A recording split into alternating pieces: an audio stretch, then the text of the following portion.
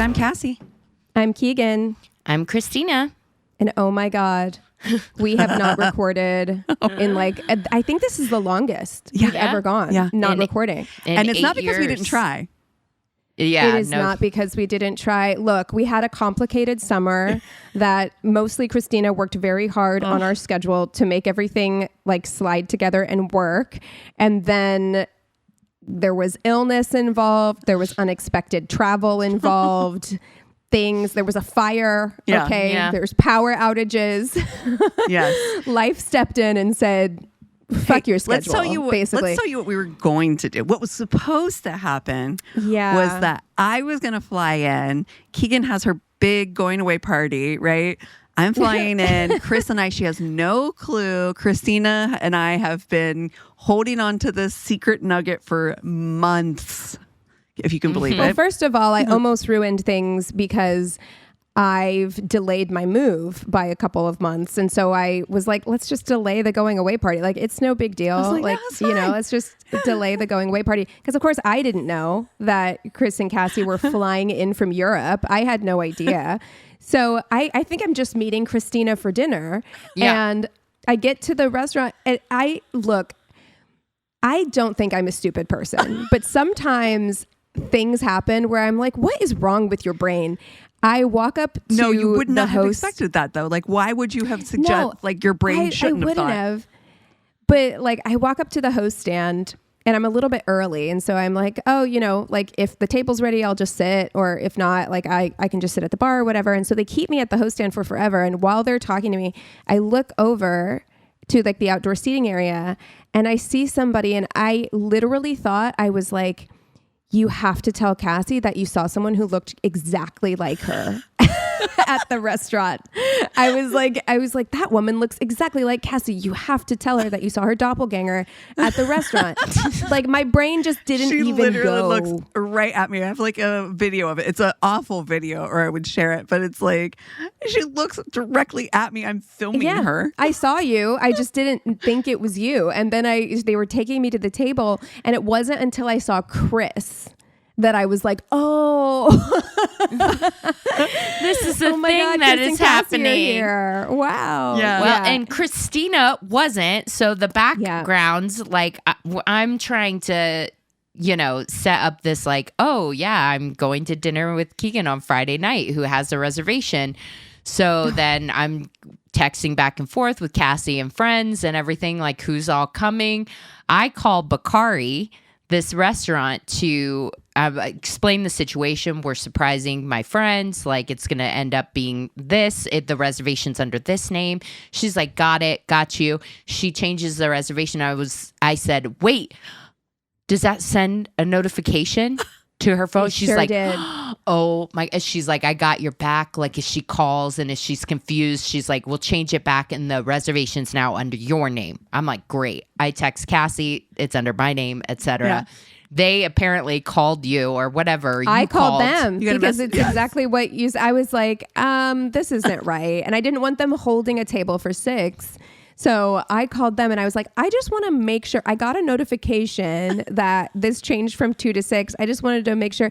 And she laughed a little bit and she was like, oh yeah, no, that was a mistake. I was trying to modify a different reservation. You're incredible. Good. Shout Amazing. out to the person doing reservations at Bakari for not, spoiling the surprise.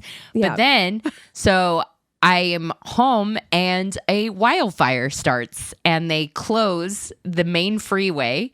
I need to get down. So then I'm like, well, Cassie, I'm stuck. I can't come. And so I'm fucking bummed about that. I'm worried that the surprise isn't going to pull off or something's going to happen. But I'm glad that it yes, you guys found each other. So. Yes. Yeah, and we had a great night, but even then, Cassie thought that she had maybe just a little bit of a cold from flying or something. I honestly thought it was allergies. I really did. Yeah, and we were supposed to record all of us together. That was the plan. We were all going to go to Christina's house, and record together in person, and how exciting, and we'd have stuff for you guys and pictures and things to share. And then your power was out. Yes. Yep. Yeah. So we couldn't do that. We couldn't record remotely because you couldn't get down to us and your power wasn't working. And so we were just like, well, I guess we can't record this week. And then we all did get together that night, but Cassie was super sick. And then we didn't get a picture together. We didn't get a picture together that night because I was like, well, we're all going to go to the pool the next day. And then Cassie was down bad. I was down. I was so sick. I was like, I can't leave this room. I don't want to get near anyone. I had a fever. I was going between having a fever, breaking a fever like that, where you're cold and freezing and have fever. And then you're like hot and sweating because you're sweating your fever out. It was, I was like, I can't be near anyone. I'm so sick. I'm definitely contagious right now. How was your flight home? Actually, it was fine. I think that day of just kind of sweating it out and getting as much of it out of me, taking Mucinex and whatever, kind of got like right on top of it. The flight wasn't bad, but the flight was absolutely saved by the fact that Chris and I both had our own rows to ourselves. The whole flight. So we were slept, were able to like completely lay out. What a relief. It was perfect. I was like, this is exactly right.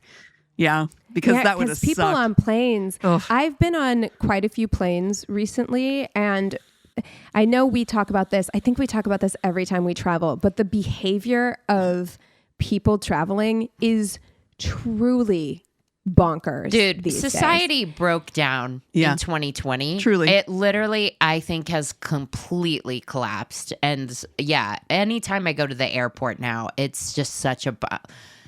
What are we doing? Why are we all deciding that the social contract of just like sharing space with others is completely broken? Wild. There is...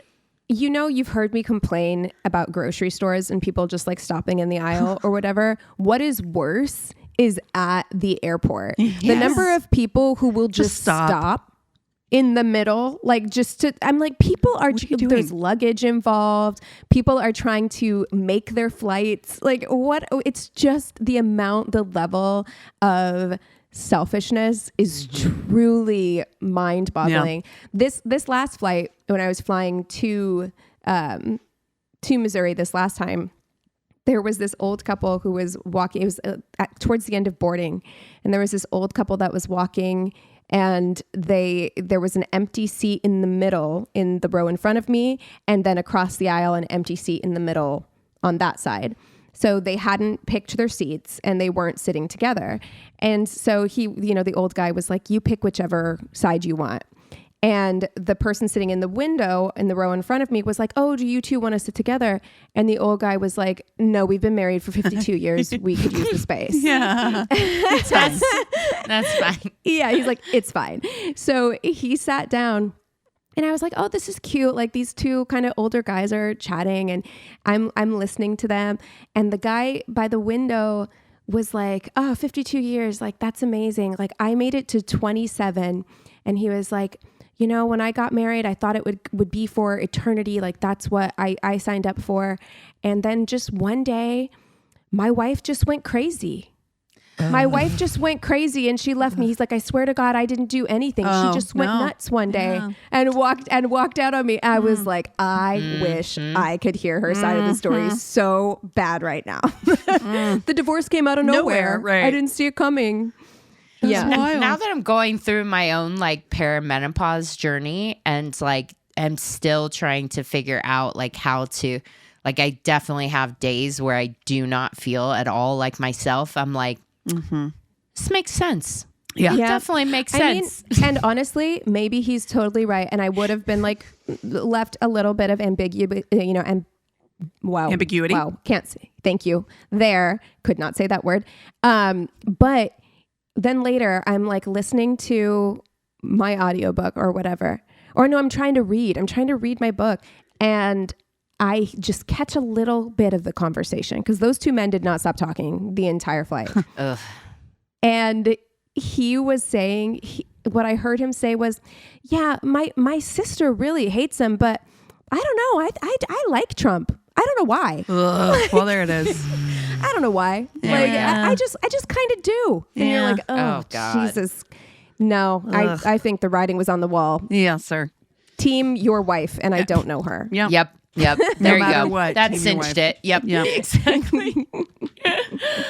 Yeah, and it's man, it's talking about like the social construct breaking down. It feels like everyone's at war with somebody, like the old versus the young, men versus women. Like everything feels like it's designed to make us fight with something or somebody. Do you find that? Yeah. Like no matter, I'm starting to be like turned off by TikTok. TikTok is also not enjoy, and that was like the one joyful thing that I had. Yeah. And it just all feels so manufactured now to get us angry. Riled up. Yeah. Or to get us buying something. Also that. Yep. Yeah. These are dark times. These are dark times. But I do kind of want to talk about Cassie sent us this trailer and I'd already seen it. Oh my God. But the girl.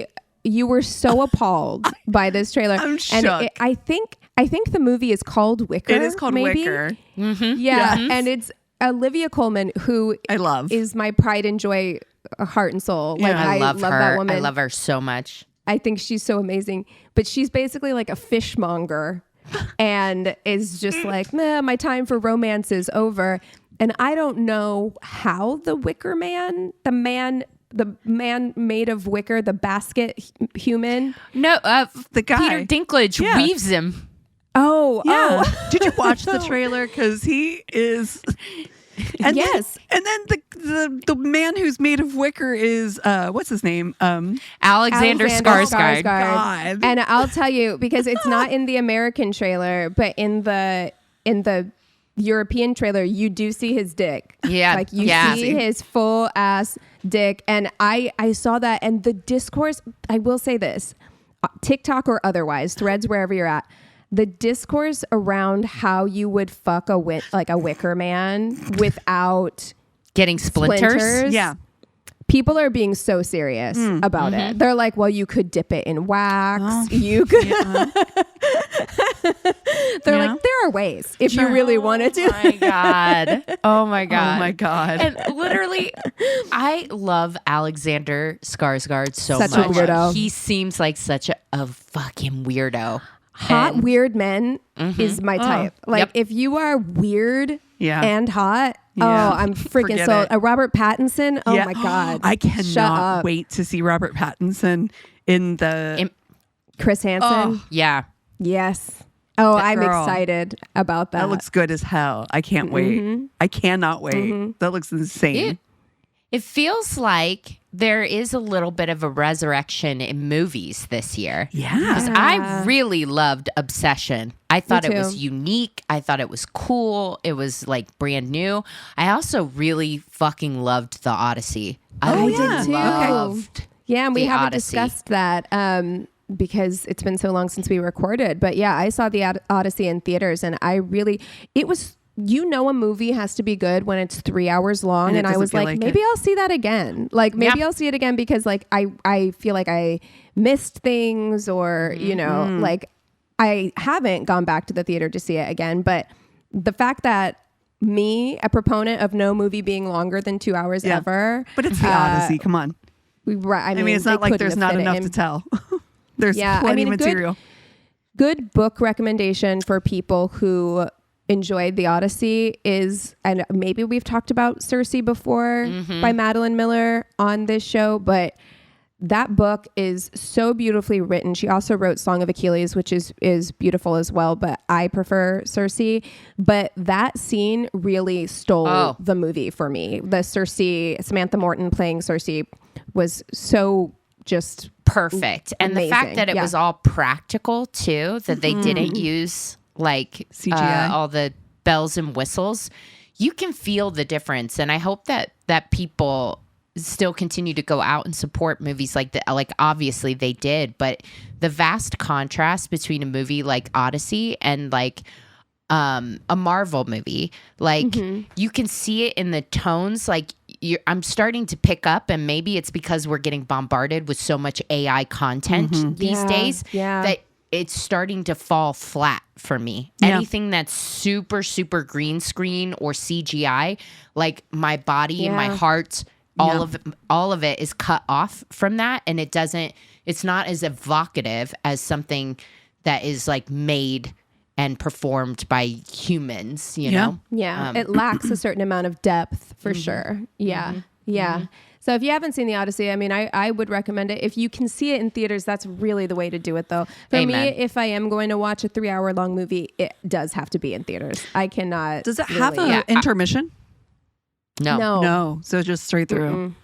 Yeah, I am team grab your space diaper. Intermissions. Yeah, I'm like if we're gonna keep making long ass movies, if Scorsese is going to insist that all of his movies are like 4 fucking hours long, I need an intermission. Please, 2 hours. And why not? I would go see a 4-hour long movie if you gave me a 15-minute break to pee and get some more snacks. Yeah, I did. I did have to leave at one point. So did I. To go pee in the Odyssey. So I don't know what I missed, but I was very quick. I am a very fast peer. It's something I'm actually really proud of. I've worked really hard to chip the toilet. It was as you should. I have a very, very healthy, strong pee stream. But I agree. I think they should bring back intermissions. They would sell more popcorns. Absolutely. Well, they More tried sodas. to do it for Killers of the Flower Moon. Certain theaters were doing that independently, and Scorsese caught wind of it and was like, "No, that's not how my film is meant to be viewed. Okay. So you're not allowed to show my movie if you stop it in the middle for an intermission." Which I'm just like, dude, whatever gets people back in theaters and enjoying cinema. Yeah, Fuck truly. off. Truly, exactly. Yep. Yeah. Yep. Well, what else is going on now since we've Cassie made it back home? She's home safe. I did. I actually took off. I was actually off for like twice as long as I was in LA. The thing of it is everybody's like, why didn't you stay in LA longer? And I was like, the thing of it is that everybody in US has a limited amount of vacation times, and to ask people to take any time off from their own personal vacation to host you or we would have had a place to stay, and Sean and Laura would have gone to work regardless or whatever. It would have been fine. But it's like we would have taken days off to do things with you. But it's a lot to ask people, and I remember, and it's stressful. Then you're like, where else am I going to fit in a vacation? And then it's a lot. It's well, and you different. wanted an actual vacation, and it is hard. Like when you are visiting people, it doesn't always feel like a vacation. It feels like, you have to see everyone. Yeah. You have to spend time with everyone, and that's wonderful and lovely. And I'm so glad that I got to spend as much time with you as I did. But it can sometimes not feel like a break, right? Because it just feels like which is why I did take off. Like I said, I was off until I was off Monday, so Tuesday was my first day back to work this week. And honestly, I'm glad I did, because I was sick and I still was fighting a cold. So even when we got back, I was still fighting that cold. It wasn't awful and didn't last as long as I've had colds that have lasted weeks and weeks, but like. Definitely, I was like, I'm not feeling. So, we stayed home and ended up, our plans were to do just like some little day trips around Germany. And we didn't do that, but I painted a lot and read a book. We did end up going to a museum on Sunday we hadn't gone to here, that was really incredible. So, nice. Hopefully when you guys come visit, we'll take you there. It was really cool. We were going to go to our regular just Kunsthalle, but we found like this kind of art and design museum that was really interesting. So that was a lot of fun. So it was just kind of more of a staycation / vacation. But yeah. Sometimes that's nice. Sometimes just having a few days off just at your house, where it's like you can just recharge completely, no responsibilities. Yeah. And then... Sorry, go ahead. Oh, no, I was going to say, and then Keegan bought a house. Yeah. I bought a house. I know. No little things happen. Soup's cash. Nothing little. This is huge. Yeah, I'm really excited. I think that it's a common refrain amongst millennials that, you know, so many millennials will never be homeowners. And it's something I wanted, but it wasn't something that I always fully expected would happen in my life, and was okay with that ultimately.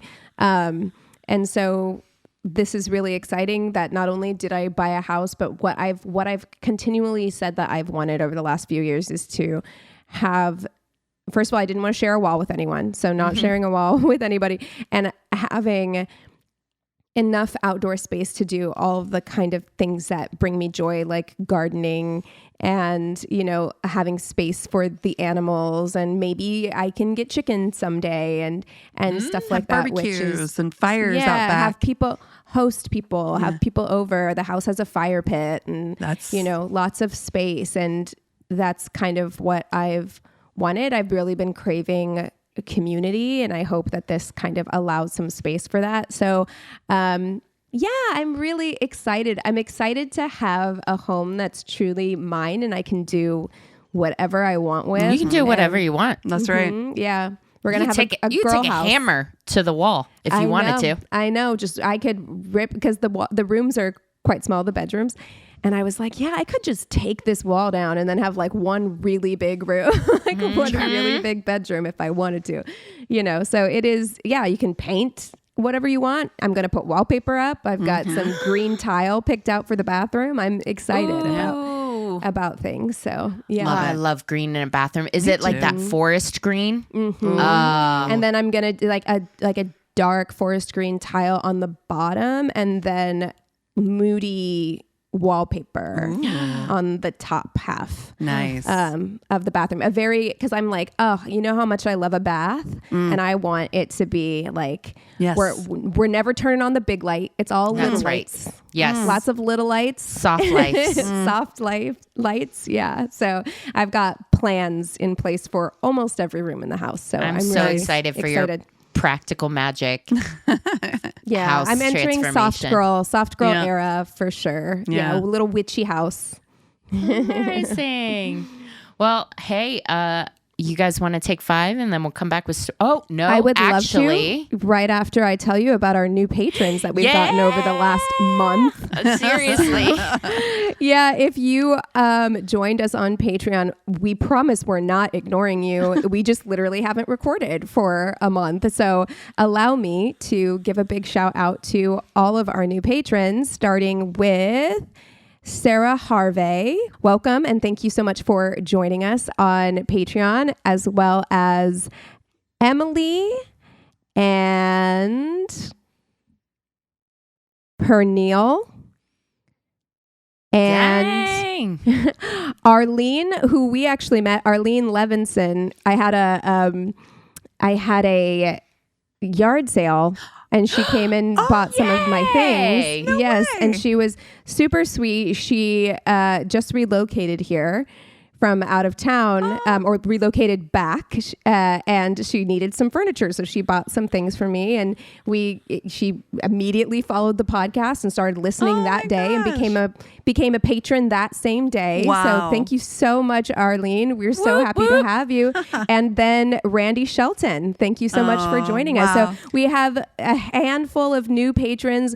We're really, really excited that you all still love and support us and love and support the show. It means more than you know. Really We've been doing this for so long, and the fact that people still listen and they still enjoy it, and they enjoy it enough to want to contribute and help us keep things going means the world to us. So thank you. Yeah.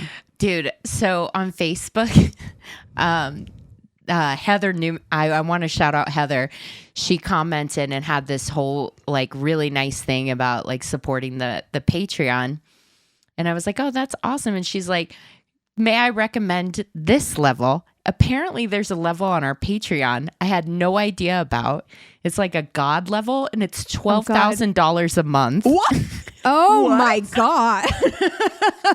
God level? Amazing. What? I swear to God, I was like, I don't even know who set that up. It seems like something I might have done as a joke or something. Oh I my don't God. know. Like, it was that so long ago.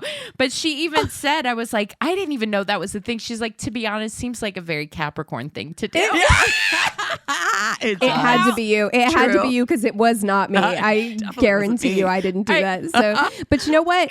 Why shoot your shot? Why not? Like, you never know. It was so funny. I was looking back and just the way she wrote it and everything too. It was so funny. So major shout out there. That's really made my day. It was so funny. Hilarious. So I'm like, you know what? When she said that, I was like, it might have been me. I may have thought it was funny back 8 years ago and just have completely forgotten I did it. Yeah. Anyone want to join the God level? You're welcome. You're welcome to. I mean, it's there. It's there and ready for you. What do we offer at God level? We got to fly to them in person. They get a private show, I think. If they're paying us $12,000 a month, to a private you show. get Hell yeah.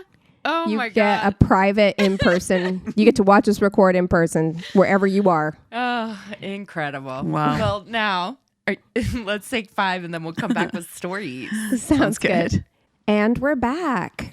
Okay, Cassie, you want to kick us off with stories? Sure. So this one says, Tinder date. We both got pretty drunk and went to a late night bar. Was going okay, but not amazing until she ended up chatting up some other guy and getting his number. I'm not expecting exclusivity with someone that I'm on a first date with, but come on, don't go chatting up other guys. My mate went on a date and he went to the toilet. This is like a 2-parter. Oh, okay. So my mate went on a date. He went to the toilet and when he came back, she'd gone. And the guys on the next table said she'd gone through his pockets and his jacket before she left. Thankfully, he had taken his phone and wallet in his trousers pocket. Wow. Could you imagine? Also, too, if I saw somebody do that, I'd be like, what the fuck are you doing? I would have said something.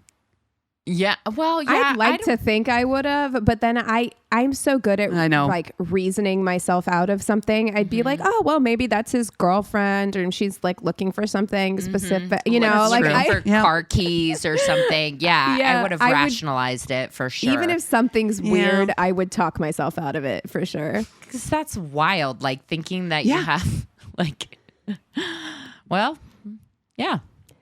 All right. This one's rather long. I met this guy on Hinge, and for the first 2 to 3 weeks, everything seemed pretty normal. He was sweet, consistent, called and texted regularly, and seemed genuinely interested. The first red flag came before we even met. He canceled/rescheduled our first date twice. I was so turned off that I told him I didn't want to meet anymore. He apologized repeatedly, insisted that I give him another chance, and eventually I agreed. Our first date was actually fine. Nothing amazing, but nothing terrible either. The second time we met, I saw him after work while he had been off that day. He didn't even offer to get food or anything, and the whole interaction just felt weird. He became very touchy-feely, which made me uncomfortable. He also kept telling me how, with women he had dated before, he would already be going to their houses by the second date. No. Pushy. I made my boundaries extremely clear that I wasn't comfortable with a man in my home or becoming intimate before being in an actual relationship. After I got home, I told him I didn't think we should continue seeing each other because the vibe felt off and I wasn't comfortable with how physical he had been. Instead of accepting that, he apologized over and over, promising he would change and told me he would, quote, be a better man. I got to tell you, on the second date, this is second date. No. You're like, that's when people are supposed to be still on their best behavior. 100%. Exactly. Yeah, you're going to be a better... This is the kind of thing you say when you're in a relationship for like a year and shit starts slipping, you know? And it's a red flag then too. Truly. Against my better judgment, I gave him another chance. Before our fourth date, he started insisting that we become exclusive. Normally, I need much more time before agreeing to exclusivity, but he kept saying he needed quote unquote security and wanted reassurance that he was the only person I was talking to. According to him, I got too much attention from other men. Ooh. I hate that. Yeah. I hate that. And I've had that experience in my life. And it is so exhausting to constantly feel like you're having to reassure somebody. No. It's awful. Yeah. Okay. Ugh. That was when his behavior really started changing. At one point, without me telling him which gym I went to, he somehow correctly identified my gym. I don't want that. Nope. Even though there were multiple gyms in that area, it made me seriously concerned that he might have been tracking my location somehow. He would also repeatedly call me when I was out with friends or family. He made nasty comments about my friends, cursed them out, and made inappropriate jokes about my sister and mother. That's a slippery slope to abuse. That's what he's trying All to of do. this He's trying to control and isolate her. Eventually, I'd had enough and ended things. I blocked him. Then things got even stranger. He started contacting my best friends. They blocked him too. After that, he allegedly created multiple different Instagram accounts to keep contacting me after I blocked him. The last time he contacted me, he cursed me out and the situation turned into a huge argument. Looking back, there were other things that should have concerned me too. The most disturbing part was that he had previously made comments along the lines of, "If you ever betray me, I'll get revenge on you." Ew. At the time, I didn't fully appreciate how unsettling that statement was. I kept screenshots and records of the unwanted contact and threats. He never had my address, but I wanted documentation in case he ever showed up. Like, this is how little amount of time they were actually dating. Yeah. Like, she never had him over. Thank God. Yeah. Seriously. You know? He never had my address, but I wanted documentation in case he ever showed up around my home or the behavior escalated to the point where I needed to report it.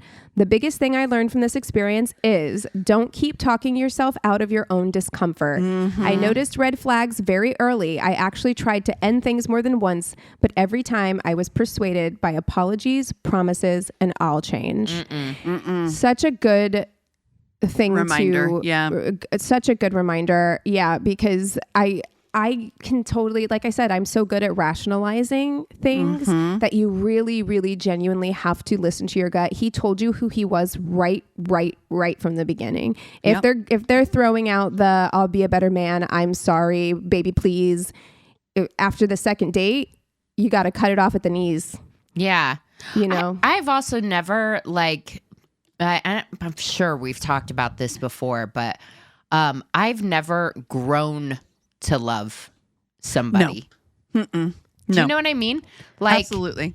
Like if I have a first date and I'm kind of like meh about it, then I'm like, meh, this probably won't work then. Because I've never turned a meh into like, no. I can see it happening with someone like you've been friends with for a long time. Yes. Yeah, that you've spent a lot of time with. That evolving into something that I can see, but I'm with you on that. Like, if it's meh from, I don't know you, like you're a stranger and it's, and I don't feel anything right from the jump. Why waste each other's time? There's, no point. Right. Yeah. Cause I mean, I can definitely even feel that, like if you feel that on a first date, you can be like, oh, the spark's not there, but this is a cool person. I would be friends with them. Yeah. That's something different, like where you're like, well, we can hang out as friends and see where that goes. But a full on meh on date one. Well, he canceled on her twice for their first date. I'm that done. For me is, I know everybody has different shit that gets them irritated fast. Canceling on me twice in a row for our first date. I'm sorry. You should be more excited to see me. Also than that. Yeah. Don't do thanks. that. Yep. Okay. My story is, oh man. So I was living in Barcelona in the mid 2000s. I met a smoking hot Swedish girl. She was a Red Bull model in a club and we swapped numbers. One of my friends / housemate was trying to crack onto her. We'll call him John, but she rejected him, which he wasn't happy about. But what are you going to do? This is important later. We arranged to go out for a dinner. Had a drink first and off we went.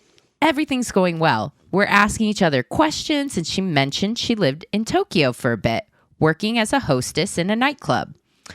Now in my mind, I hear hostess in a Japanese nightclub, and I'm thinking, okay, so you worked in a brothel. That is not what I thought at all. I think there are, like, I mean, I don't know that I would sure. call them brothels, but yeah, there are definitely establishments where Sure. they say hostesses, and it's you're going on, you're spending alone time with the clients or the people who show up there. Right. Anyway, some time passes, and she asks me if I've met anyone famous before. And I'm like, not really. I met John Barnes once when I was 9, who she, of course, had no idea who he was. Me neither. Neither. Sorry. I asked her, and she said, sure, I met loads when I worked in the nightclub in Tokyo. Bruce Springsteen, Motley Crue, Sean Penn, the King of Sweden. I'm sorry, where did you work? Yeah. I'm sitting there eating, and I say, the King of Sweden? What's he doing in a whorehouse? Oh, Girl. my What? God. Even if you thought that's what was happening, to say that Jesus is so Christ. fucked up. That's fucking great. And I giggled to myself while continuing to eat. Suddenly, Were you drunk? Why would you Right? ever say that? I think he just like didn't even think. He just was like, well, the King of Sweden, what's he doing? Jesus Suddenly, her cutlery drops and she says, wait, you think I worked in a whorehouse? You think I'm a whore? She wasn't quiet about it either. So loads of other diners are looking at us. I can't even remember what I said to her, but I spent the rest of the dinner absolutely kicking myself and trying to repair the damage you and idiot. move on. What is wrong with you? Obviously, I know I'm dead in the water. Not sure how I did it, but I did manage to get back on her good side. She agrees to come back to my place. So we walk back and creep in. It's quiet. Everyone's asleep. I had 2 male roommates. So I send her through to my room while I went to grab us some drinks. Suddenly, I hear her scream, "Who the fuck are you?" And I run through and turn on my light. There's a blonde girl in my bed. No. No. She's like, who the fuck is this? And I say, I have no idea. I swear. I look at the blonde girl and then I'm like, actually, I do know who she is, but I don't know why she's in my bed. She was a girl from our office. Anyways, turns out my roommate, John, had invited her over and said she could stay in my bed, knowing that I had gone out on a date. These with are the this girl worst men that of all rejected time. Damn. These men suck so much. I need to know what the third roommate the is like. What if he's just like a really normal, nice guy and he's my like, God. I got to get out of I this gotta house. get out. These guys are douchebags. Oh. Those two actually got into it at this point, resulting in her calling him a strange little man, which he blew up at and went mentaled. Managed to get the blonde out of my room, and we all managed to calm down. But wow, so what sorry. a wild night. I'm so sorry. Calling a man a strange little man during an argument, I'm putting that one away. Yeah. That is so funny. Like, Strange little man. just getting into it with someone and calling them a strange little man is so funny It's to me. very cunty, and I love it. You know, Me too. and you know it sticks with them, especially if they're under like 5'11". Yeah, that's if gotta they're bother. already insecure. I saw a thing on Threads that was like, it was threads of women saying if you're in the middle of an argument with a man, like, you should just drop this line. And one of them was like, if you're in the middle of an argument with a man, you should just like look at him quizzically and be like, are you ever insecure about your height? Your hairline. Insecure about your hairline? So great. You're not tall enough for that opinion is another good one. Yeah. Like, I love that. Listen, like, and I'm not trying to come after people for their physical stuff, but I'm like, if you're going to be a dick. You know what's funny is the tallest guys I know are some of the nicest guys I know. yeah. Agreed. Yeah. Yeah. I wonder why that is. I'm sure the short Interesting. guys have opinions about that. Yeah. But Well, I'm sure they do. I'm sure they do. Listen. I I got myself a short king, so Yeah. Same here. It's nice. Yeah. What are you? Eric is not short. Well, for me, I'm an abnormally large female. Like, maybe that's the thing, Cassie. Like, I was talking, it's so funny. We were talking the other night, and I told Eric, I was like, I don't know if you'd be with me if you were taller than 6 foot. I think, like, somebody would have locked you down, and we wouldn't have gotten together. Wow. I was like, I think we're together because You said to him, what a strange little man. I can attest that I have dated the guy I'm currently talking to is short, really, really sweet, good guy. And I've dated a guy who was 6'7". Kind of a piece of shit. 6'7", kind of a piece of shit. So the tall rule does not apply across the board. I'll say this for all of our short kings listening. That's true. However, if you're a dick, I will call you a strange little man. Yeah. Regardless of height. 6'7". Yeah. Yeah. Because you can always be taller. Yeah, it's true. Oh, man. Well, you guys want to take 5 and come back with the Tainted Love? Oh, my God. Tainted Loves are back. Yeah. Yes. Cool. And we're back. And I have the Tainted Love this week. And I found this story through People magazine because I'm probably one of those few people that still happens to pick up a People every now and again. Actually, I don't pick one up. I'm sorry. Because that's what I was about to ask. Do you actually pick up a physical copy of People magazine? No, I get it through. Oh, shit. Sorry. Hit my mic. I get it through online on an app. Yeah. You know, also, if you are interested in magazines, but you don't want to like go buy them, because I always thought that like purchasing magazines, they're just going to sit in my house unless you want to save them for the end of the year and make vision boards.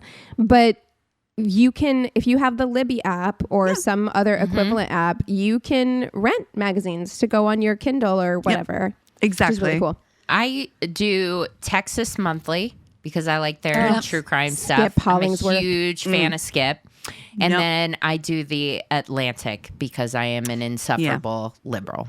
Yes. Actually, Coastal progressive. Elite, even. Yes. Yeah. Yeah. I love reading my Atlantic. So I do People and entertainment, and I don't do it regularly. I'll pick one up every now and again if something looks interesting. But I'd seen this, and then I actually saw that because when I read the article originally, it wasn't completely finalized. But then I saw that they actually did a People magazine presents. On their like People Investigates. Yes. The People Investigates. I know we've talked about this before, but it's so good, and it's better than it has any right to be, given that People 100%. Magazine it's the same thing with Vanity Fair. When Vanity Fair does, it's like investigations. It's like, you are not a true crime magazine. Like, truly, I know. But you do the best shit. Like, I don't know. Yes, it's so true. Wasn't what's his face a writer for Vanity Fair? Yes, Dominic yes. Dunn. Dominic Dunn. Yeah, I think so. Yeah. His son's book was really interesting. I want to check that out. Thank you for reminding me, because I feel like you've mentioned it on the podcast before. Yeah, it is write good. It down now. His name's Dominic Dunn. Right? And then his sister was the one who was murdered. Was Dominique. Yeah. Wait, so then that's not the son's name, I don't think. No, the son's name is something else. Yeah. It's Dominic. The dad is Dominic. Yes. Oh, anyway. All right. Anyway, People magazine. Look it up. It's in Ocala, Florida. Timothy Smith. He's born and raised in Ocala. His friends are literally like describe him as this goofy, like incredibly loving, caring, like soul. One of his friends even said that he's the kind of guy that like you may not have heard from him a while, but he had an uncanny way of like just knowing when you needed to hear from him, and would call you up out of the blue, and just he was that kind of person who would strong intuition, right? Like just really would brighten your day. Like he's just full of love, full of heart, just goofy guy. He was raised in a really religious family, and in his 20s, he was married to a woman, but eventually came out to his friends and family as gay. So he had spent a lot of his early life kind of living very closeted and suppressed into this, who he thought he should be. But then he wanted to live his truth, and he finally decided he was no longer going to live in this lie that he created. Tim worked at a senior living facility. He was a really gregarious worker. Like, he worked his way up in the field. He really got along with all the seniors. He was just super well loved amongst his staff. And he sounds lovely. Choosing to work at a senior living facility. Seriously, anybody that can do that is an angel on earth. Yeah, truly. Just a really outstanding guy. Like, you know, right? It's always what you hear at the beginning of almost any of these crime shows, right? She could put a smile on anybody's face. Right, light up a room. Tim met Herb. Both of them have a very similar background. Herb's Swilly. Now I have to double check the last name. Sure, go with that. Say it confidently. Chest out, right? I think it's Swilly. Oh, sorry if I'm saying that wrong. I thought I wrote it out phonetically, and I do not see that I did. At any rate, he meets Herb. Both have very similar religious backgrounds. In fact, grew up in a very similar way. Herb had also married when he was in his 20s to a woman. Same kind of thing. Decided that he wanted to live his truth. Herb actually, though, has a daughter, Jordan, from this previous marriage. And honestly, for Tim, this was just like a bonus. He was like amazing. He's like dad too. There's no stepdad. He's like all in. And, Jordan lives with the both of them. It's a very, very loving home from what anybody could see. And on March 25th of 2015 is when they married. Sorry. And that's when they became a family. And again, Jordan lived with them. It's March 25th, though, in 2021, when Herb calls the police and says he hasn't seen or heard from his husband, 59-year-old Tim, since the previous night. He asks that they do a welfare check at their second residence where he has gone in Citrus Park. So they live in Ocala, but they have a second residence in Citrus Park. He had gone over that day because he was like, I hadn't seen him, so I hadn't heard from him, so I came over, but I don't have my key, so I can't get in. So the cops meet him there.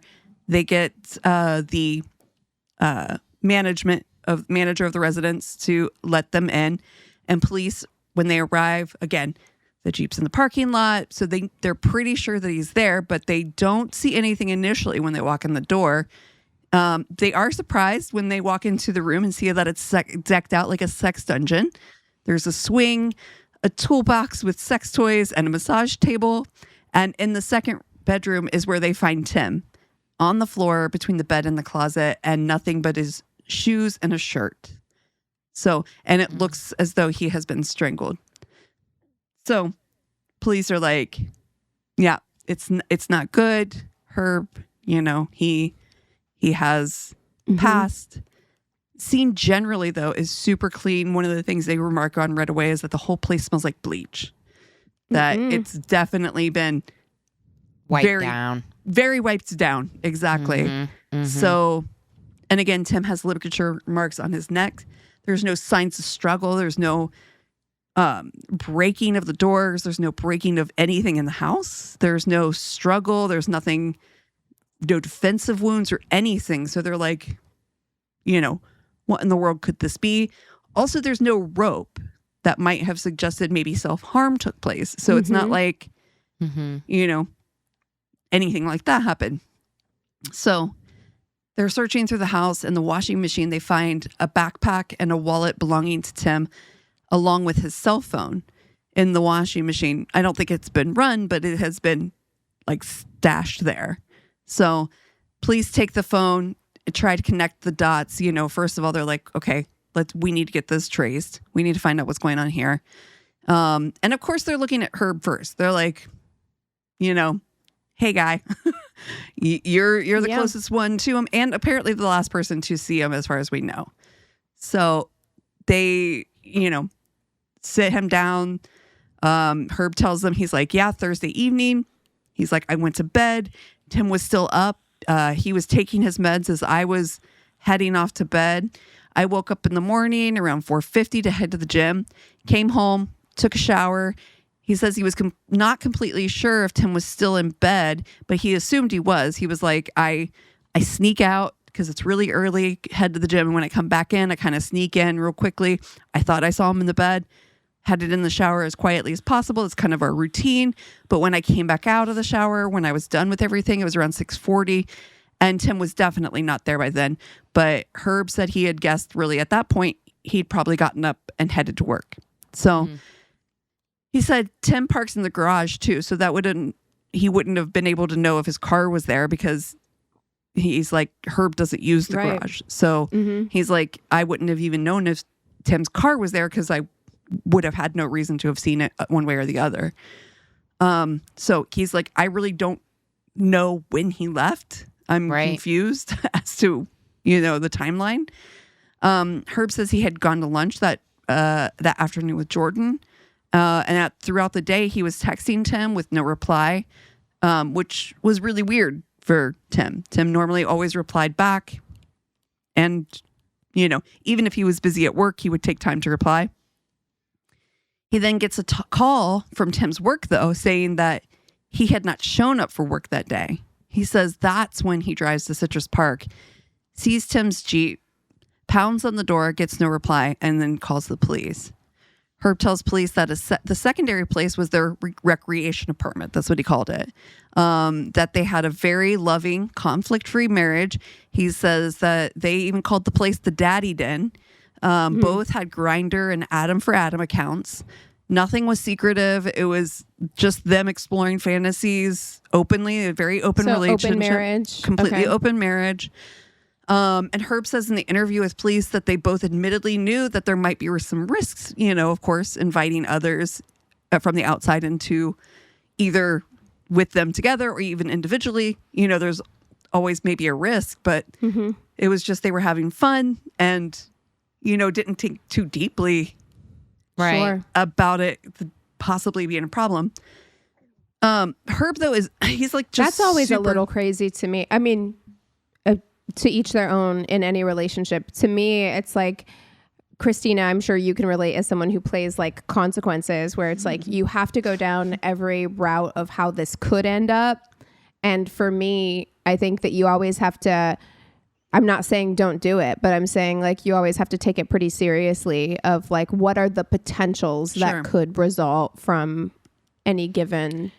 Yeah. I mean, hanging out with my brother and his friends as much as I have, I don't know any of them in relationships that aren't open. I think it's incredibly common in gay male relationships, particularly to have a looser understanding of monogamy. Yeah. Sure. Which is fine, which is totally fine. Yeah. Like, yeah, which is, I'm no judgment in terms of that. The only thing is always just like, it is always surprising to me when people in general don't think that it could very possibly make things very, very complicated. Well, because you just can't predict other people's behavior and emotions and right. And exactly. And I also think women, we have to be more acutely aware of the dangers. Yeah. Just because, absolutely. You know what I mean? That's such a good point. Yes. So we're always kind of head on a swivel in terms of like, truly, because you know that if you do just one wrong step with the wrong person, it can set them off in a way that can really fuck your life up. Yeah. And so that is kind of like always the way I'm thinking about things. Yeah. That's not a day in, day out thing, I think, that comes into men's minds the way that it's like at least once a day. Oh, I'm probably thinking like I was just telling you guys that I haven't left my house basically I got back from Missouri on Wednesday night. It is Saturday. My car is in the exact same position. The only time I left my house was to walk to the grocery store. Like, I have been at home this entire time, and I still think that in my house. Yes. Like, I'm still like, somebody could come in my house. Somebody could see me. Like I didn't get dressed and I need to go and get some clothes and I'm walking in my living room and someone could see me walking around naked. Like anything. Wow. Oh my I think about that all the time. We need to talk about, and maybe we can talk about it on the shorty, but I need to know more about Milkman. I don't know. You have to tell Cassie about Milkman. All right, this is a shorty conversation for those. I think the shorty comes out before this. So it comes out after. So everyone who's listening, if you're like, what the fuck is that? Stay tuned for the Milkman. Stay tuned for the Milkman. Oh no. Oh no. Yeah. Okay. Okay. I always like, oh no, is Milkman a scary movie? Because it sounds like it. No, it's a person. In real life, a scary person. Yes. Yeah. Okay. Great. Perfect. Great. Can't wait. All right. So Herb is really matter of fact in the interview. One of the things, because they play the interview actually on the show, he's just really like straightforward. This is what happened. This is where we are. It's very pragmatic, very clear, very straightforward. Mm-hmm. And I'm like, it does feel a little like he's not very emotional. But at the same time, I'm like, you never know how people are going to react in these situations. He could be very much in shock. And, you know. I've thought about that a lot lately, too. Not to interrupt again. But yeah, I've thought about that a lot lately, too, because it's not like I'm emotionless. I'm not at all. Like you guys know me. I'm not emotionless. But since going on Lexapro, it has changed the way that I respond to things differently and in a more subdued way, I think, than when I wasn't on Lexapro. Sure. So I always take that stuff into account too, where I'm like, I don't know. And also like maybe your body just shuts down in a weird way. I also tend to lock up in a crisis. Yeah. Or in front of people. And take care of what needs to get taken care of. Yeah. And I have my breakdown after. Later. Yeah. Yes. I don't want to do it in front of other people either. So it's like you hold it together and then you like break down by yourself. That's right. It's all 100% dependent on what's happening around me. If everybody else is losing their mind, I am take charge. I am business. Mm-hmm. I take care of business and I handle it. And then exactly, as soon as everything's great and good, I'm like, pieces, falls to pieces. Yeah. Get your cry juice out. Yeah, exactly. Cry on the bathroom floor. Yeah. Yeah. But yeah, when I need to be in a crisis, and I've seen myself be this way, so I know for a fact that this is how I react. It's good to know that I am action first, cry later in something very serious. I think we're all that way, and that's a good. I'm proud of us. That's good. Yes. Yeah, so that's why I always take like police interviews, especially like right after it happened, with such a grain of salt, because I'm like, maybe they're trying to keep it together to give the cops every single thing that they need in order to find out, and then they're gonna go break down later because it's shock, you know? Exactly. So whoever was there, though, as I said, had cleaned the scene so thoroughly that even Tim's body was cleaned with bleach. They do interview Jordan as well, who was also there the evening, that last evening with Tim and Herb. She's also interviewed by the police. Jordan said that she also went to bed a little early. Tim was still in his recliner when she went off to bed, and that she woke up the next morning around 8 or 9. She says that she went to lunch with her dad, and their stories basically completely align, you know, with everything that Herb said. So Herb at this point thinks possibly this could be a hate crime. So this is what I was going to say earlier about kind of like, you know, men don't really think about maybe some of the same things we do, but I think that being a gay man in a place like Ocala, you probably do, you know, who knows? Like, you could be inviting a man whose wife doesn't know they're in a relationship or it could be a bait. It could be a bait situation. Absolutely. There's so much stuff happening in this country right now, too, especially down in the South. So scary. That it is very terrifying. And I do think that if you are a marginalized group, like part of a marginalized group, you've got to be constantly head on looking over your shoulder. Yeah. Absolutely. Yeah. So, you know, he's like, is it a possibility that this is a hate crime? You know, so of course the police are also like thinking the same thing. They're like, yeah, we need to look into, is this hate crime? Is there something involved with, who would have had any reason to go after Tim? He's, so they're really trying to discover, like, where's Tim's circles? Like, who does he move, around? What kind of places where people may have seen him? Tim is such a, like, giving person. So he's always kind of, giving to the community and kind of involved. He would do charity events as his drag persona, Augusta Wind. Augusta Wind. Girl, I had to pause for that. Oh, Augusta I love Wind. that. That is an incredible drag name. Yes. He would do Harper Valley PTA. And police wondered that, did someone in this conservative town, target him? But they're not finding any threats or anything that would make it look like he was being, singled out in any way. They're not finding, any emails or anything that would suggest that this is happening.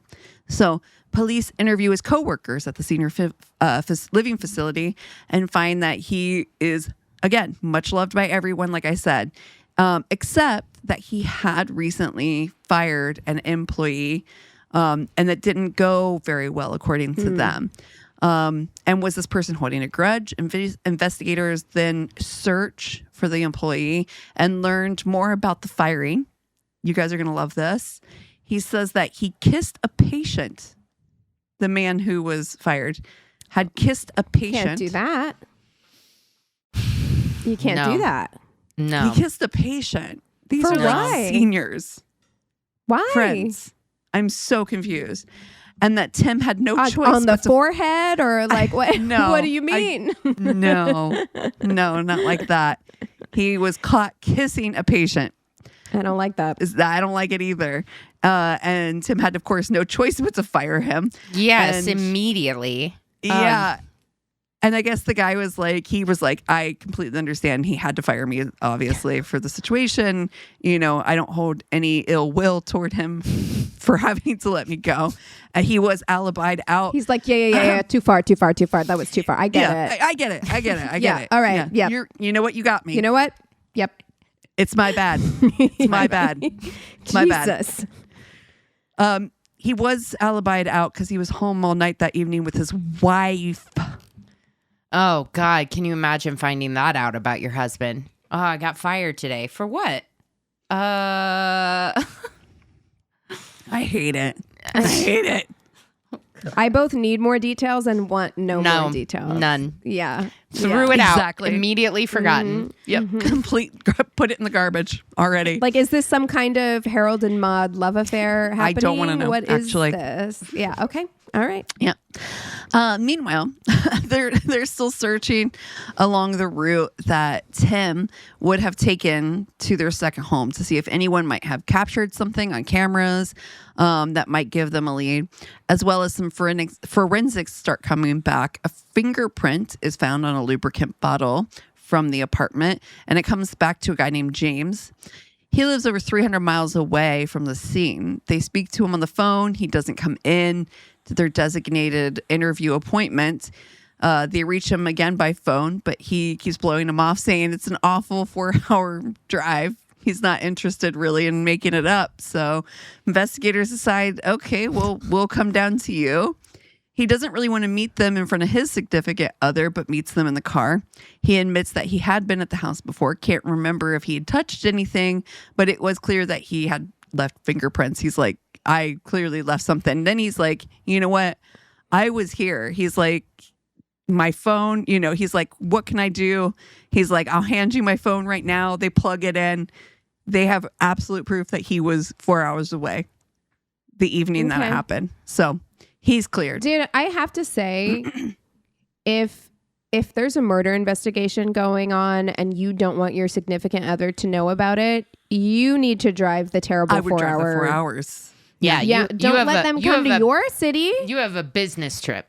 You have to go. Yeah, That's don't let them come exactly to right. your house. That's so risky. Also, saying I was in the house, but I can't remember if I touched anything. When have you ever gone to someone's house and not touched anything? Mm-hmm. Right? Never. Literally never. Right. It's so weird. It's if you were in the incredibly house, weird. you touch things. You touch things. Just even if it is a lube bottle. whatever. Yeah. You touched the door handle. You touched, You touched something. Yeah. You touched the bathroom mirror when you opened it to see what prescriptions they had in their medicine cabinet. You touched things. Yep. Yeah. I don't keep my prescriptions in my medicine cabinet, so I don't either. Good luck. That's what Eric said. He's like, after our first date, he's like, I know. I knew it. You had so much gas medicine. You were such an upset tummy girly. Yeah. He was like, I got to get on that. I got to all lock of us this who down. are the hottest bitches have the worst tummies. Yep. That's the truth. Yeah. Facts. More and more information's coming in. Tim's phone records have finally come in. Sorry, I'm so distracted because my squirrels are here and they are angry. They're hungry. They know I'm in here and they're like, why aren't you feeding me right now? Where's my food? They find out that Tim had been looking at an executive position in another county and that Jordan and Herb may not have known about this. This opens up a new line of question about the status of their relationship. Their friends say that there are some tensions in the home and, no matter what Herb says, people have noticed. Tim was carrying the financial weight of the relationship. Herb had a bit of a temper, but no one was really aware of any plans of Tim leaving. So he had, confided in some of his friends saying like, things aren't great. Things aren't 100. And, we're having some issues or whatever. But no, he hasn't told anybody, though, of his plans to possibly take a job in another place. So this is kind of like all, they have a clear record that he had been talking to somebody about another position. But his friends weren't aware. So nobody really knew. So these same friends, though, are starting to talk to one another. And they're finding Herb's reactions a little strange after what has happened. One friend said that when she went to visit, she noticed that the front door rug was missing and the coffee table, as well as some the family portraits of the family, like Tim and Herb, gone. Just taken off the wall, thrown away. Oh my God. I'll tell you, That's a red flag. Yes. If That's a my red flag. husband Was murdered. Yeah. No. Yeah. That's I wouldn't. A lot of change. Yeah. So friends are like starting to connect dots. They're like really, like I said, they're noticing some discrepancies that are throwing up, again, red flags, like you said. Herb had even made a statement to a different friend that it was easy to get away with murder. All you had to do is use bleach with a crime scene. She's like, sir, put a pin these in that. people can never shut the fuck up. I know. It is so crazy to me the way that these people will just talk. It's Get narcissism. a diary. Get a fucking journal. Like, stop it. Well, Exactly. maybe don't write then it down burn either. the But it's like, journal. but yeah, it's just like, why would you talk to other people about this? Girl, Even if me, it's I a can't keep a secret. hypothetical. This is why I can't kill nobody, because I can't I keep know a you secret. really couldn't. I But you know couldn't. what? You did amazing. I didn't know you were coming into town, so I think you're better than you think you are. I told Christina that, but I had to. I'm I told her good. immediately. I was like, I know. I'm a lockbox. Yeah, Christina's a vault. yeah. Friends are now very much convinced that Herb is actually involved and started to share their suspicions with police. Then one of Jordan's friends comes forward about her saying that she had heard weird noises that night and that her dad had told her to ignore it. So lots of things are coming. Like a lot of This poor kid. Oh, girl. No. That sucks. Yeah. Police receive a toxicology report that reveals that diphenhydramine, a drug that's found in a lot of sleep aids, and the normal doses are like they said, Low. like a certain like milligram or whatever per. It's what's in if you ever get like the ZQuil Extreme, Got like the that's what's in that. It was like And you're only 20 supposed to take one, and they're Yeah. like this big. Yeah. He had 24 times the Ooh. recommended dose in his system. And he's a big, tall guy, but basically enough that would have definitely made him sleep. They then find that Tim had a life insurance policy for around $300,000. And there you go. With Herb as the beneficiary. Motives are now starting to stack up, but there's not real solid evidence yet. They do note that Herb has also already tried to reach out to the insurance company for his life insurance quite quickly. Always, guys, can you just play it cool for a little while? No. This is always what happens. It's like the day of, they're like, I need the insurance money. And it's like, you could just relax for a couple months. But you know what? I mean, Tim really was carrying them. I mean, and if you think about it. True, and funerals are expensive. But if he's like, you know, also my cash cow's about to leave me. You know, there's a lot riding on this singular person, and if he thinks he's about to leave, you know, who knows? I totally agree. I'm just saying, like, if you killed somebody, you need to chill out on do cool. Crime better. Just be cool. Be better. Don't be all uncool about it. Don't be so uncool, man. Don't be like all uncool. They do find footage showing Herb's truck on the route. So remember that I told you that they were going to look for footage. They did find some footage. So now they have footage showing Herb's truck on the route in the middle of the night toward the apartment, then returning. Then later that evening, they see Tim's Jeep making the route to the apartment. So police speculate that Tim was drugged and strangled by Herb and left his body at the apartment. They finally feel like they have enough to arrest Herbert Swilly. Herb still maintains his innocence, but during the trial, Jordan testified that her father had told her to lie about his whereabouts and later directed her to help him discard the belongings of Timothy Smith, including enlisting her assistance in cleaning Smith's Jeep before it was surrendered to investigation with the authorities.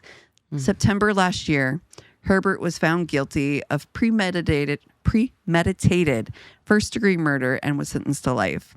And the thing I will tell you that really stuck out to me amongst, you know, like watching this and the articles I read was really how deep his friendships were. And because of them is why he received justice at all.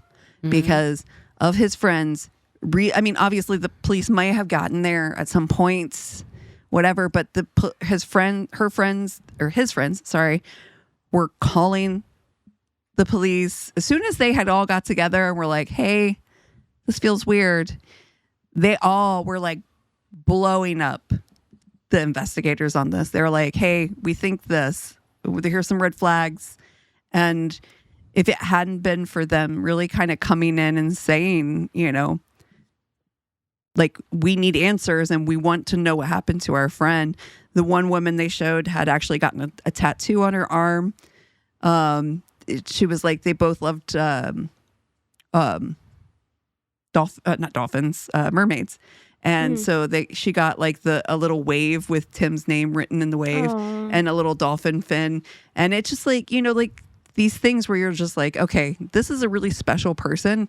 You hear all the time people are special. Oh, they're so, you know, they're so memorable, this and that. But his friends came together and fought for him. Yeah. In the end. And that really stood out for me. Unfortunately, that's a common refrain that we see in these stories is, you know, every now and again you get investigators who are really motivated to solve these crimes and really, you know, do their jobs. But oftentimes it does take friends, family, people who really cared about the victim being unrelenting about making sure that this crime gets solved, you know? And I'm so happy that at least when he was alive, he had those people in his life. But how devastating, how sad for that daughter. Oh. How tragic. To have to testify against your dad. But then against your other dad. Yeah. And you have to live with that for the rest of your life. That like it wasn't your intention, but you had to help. Yeah. You know, in this crime. It's so sad. Ugh. Well, thanks for sharing that. And also, welcome back to Tainted Loves. Yeah. If you guys have a case that you want us to cover, please do keep those suggestions coming in. What are you guys watching this week? I actually read a book. I've read a couple books that I'll be talking about. But I read Slewfoot. Slewfoot was a 5-star read for me this year. Nice. And Okay. I haven't had a ton of those. But I think it's by Brahm is the author, and also like he did a bunch of, I think it's a he, did a bunch of illustrations that, you can find at the end of the book and throughout the book, which I think is so cool as well. Cool. Yeah. Yeah. And it is it's a witch story. I think the full title is Slewfoot, like a tale of bewitchery or something like that. And it is a witch story that takes place in 1600s Puritan America. Oh, Christina. Yeah. Christina, you definitely should. I thought it was really good. It kept me very much engaged and wanting to keep reading. And I really enjoyed it. So yeah, especially we're heading into fall, we're heading into spooky season. This is the perfect time to start incorporating some witchy. I do think it probably falls within the subgenre of horror, especially towards the end. Things start getting a little spicy, not spicy sexy necessarily, spicy scary, Spicy spooky. but yes, spicy spooky. Yeah. So Slewfoot. Yep. Nice. I actually have been binge rewatching 30 Rock. Oh, which amazing. Perfect. What a great show. I swear to God, that thing is so jam-packed with jokes. It's so silly funny. Oh my God. Even though parts of it have not aged well, it's still so fucking funny. Like the episode with Nathan Lane as Jack Donaghy's brother. Yes. And then Molly Shannon comes in as like a big Irish American family is so fucking funny to me. It's so good. There's so many great cameos, and like I know Alec Baldwin's like a piece of shit or whatever, but God, he's funny, man. So fucking funny. God damn. His timing, he's really a tough one for me impeccable. because truly he is a piece of shit, and we all know this. It's so well documented. He's like not a good person, but his timing is so just good. So funny. His deadpan delivery sometimes just cracks me up. And then, you've got Jenna, her craziness. That amazing. She's like, so I'm good. just gonna kill myself. Just like screaming. And then the jokes from the beginning too. They set up that Kenneth is like a vampire and that he's gonna take over. And it's sprinkled throughout like seasons later.